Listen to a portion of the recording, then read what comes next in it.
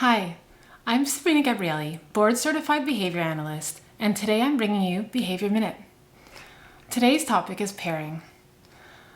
Pairing is the foundation of any good ABA program or behavioral intervention plan. Pairing is building a rapport with the child that you're working with by associating yourself or pairing yourself with their most preferred reinforcers. Most preferred reinforcers are things that motivate the child the most, the things that they most love. These can be toys, they can be activities, topics. So over time and through repeated pairing sessions, you'll notice that you will assume the value of their most preferred reinforcers. You'll notice that you've been paired when instead of you following the child around, the child's following you around. They're constantly coming to you, wanting to engage with you. Their face lights up when you walk in the door, and when it's time for you to go, they're really sad. That's how you know that you've paired with the child. And it's through pairing that instructional control is established. Instructional control is a term that we use in applied behavior analysis that refers to a paired cooperative relationship where the child follows the adult's lead. So it is critically important that we have this instructional control before implementing any program so that we can be certain that the child will comply with demands. Pairing is not limited to the world of applied behavior analysis. It's equally as important in the educational setting and in the home setting. In the home setting, it's very common for parents to sort of get derailed when it comes to managing problem behaviors. There's always a lot going on in our lives between work and parenting and activities, and there's a lot of things that life throws at us, so it's easy to get derailed. And when that happens, we tend to lose instructional control with our children.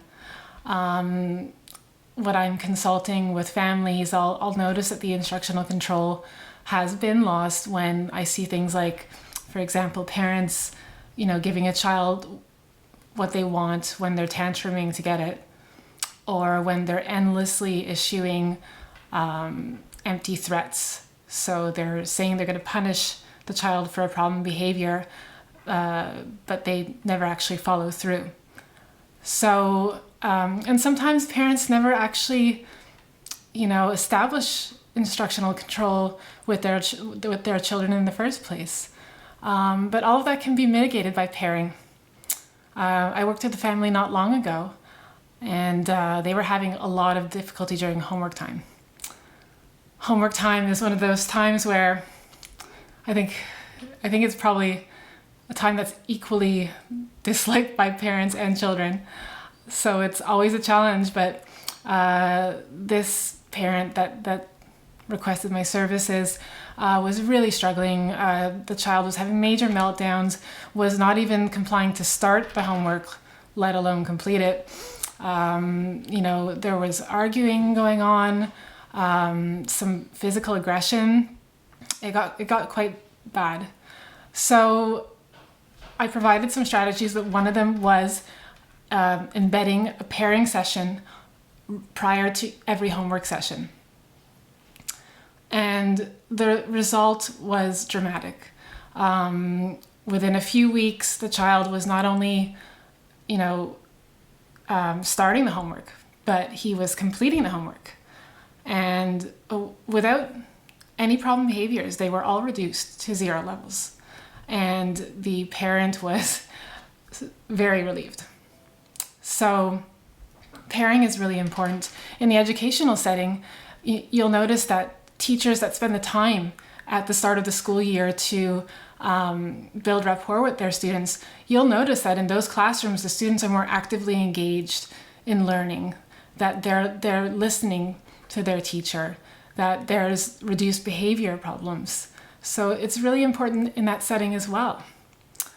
So how to pair? The first step is that you are following the child's motivation. Basically, you just want to explore what interests them. You can do this. One way you can do this is to have an array of toys out and see which ones they gravitate to. And then just go and engage with them with those toys. Comment, make comments, laugh, make silly noises, have fun. This is a time that the child has free access to those items. And this is a time that you're just enjoying them with the child. You are not placing any demands on the child. You're not asking questions. I mean, questions really are demands because they require an answer, and children will often perceive them as work, even if they're questions about their toys. So it's really just a time where you're making comments, having fun, and really letting the child direct you. This is child-directed. You're following their motivations. Now, once you see that the child, as I mentioned before, starts to come toward you, starts to follow you around, is really excited to see you because they know that when you're there, they're going to have all these reinforcing items around and you're going to play with them. You've been paired with them.